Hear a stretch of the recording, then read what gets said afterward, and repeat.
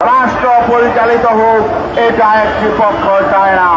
বিশেষ করে আমি স্পষ্টভাবে বলতে চাই, বাংলাদেশ জাতীয়তাবাদী দল বিএনপি তারা বারবার সংস্কার কার্যক্রমকে বাধাগ্রস্ত করছে।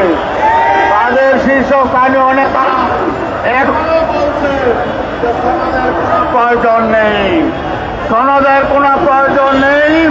তাদের স্থায়ী কমিটির সদস্য মেজর অবসরপ্রাপ্ত হাবিবুদ্দিন আহমদ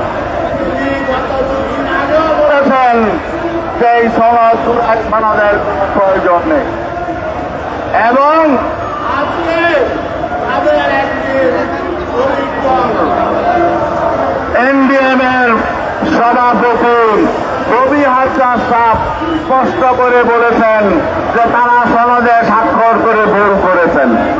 তার মানে বিএনপি সহ তাদের সঙ্গে যে রাজনৈতিক দলগুলো আছে তারা